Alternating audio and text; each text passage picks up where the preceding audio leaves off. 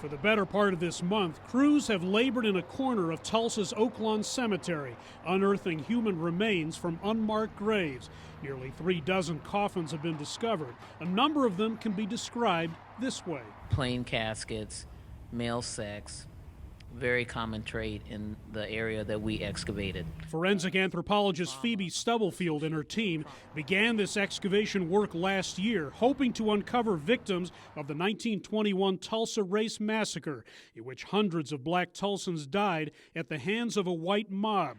Their bodies are believed to have been dumped in mass graves in the city. 20 years ago, we had found some records in white-owned funeral homes that nobody had looked at in 65 years that proved that there were at least 18 named and unnamed African-American massacre victims buried in Oak Lawn. We just didn't know where. This could well be the spot. Recently, searchers also made this discovery. We have had one individual, a male, and he is of African descent.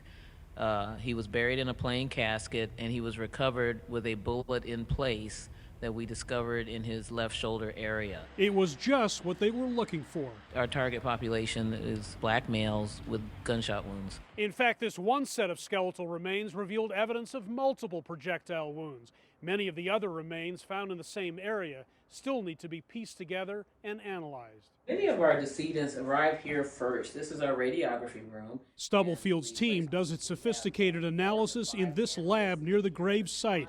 Although the specimens are mostly poorly preserved, DNA that's recovered could help identify some victims. Each set of remains, each burial gets its own table. So you see these boxes here, we call them trays, and each one represents a burial recovered from our Oak Lawn excavation so far. For those involved in the excavation effort, walking the remains to the lab has been a solemn process. Each step as we take, we know that one day that we get some kind of a justice out of it. So that was a very powerful, and it seemed like forever walking to the lab. Several other presumed mass grave sites exist in Tulsa, but for now, the work here is done. As of today, we are terminating our excavation process. Victims exhumed at Oak Lawn Cemetery will get a proper burial, a promise by the city, which kept the massacre secret for so long.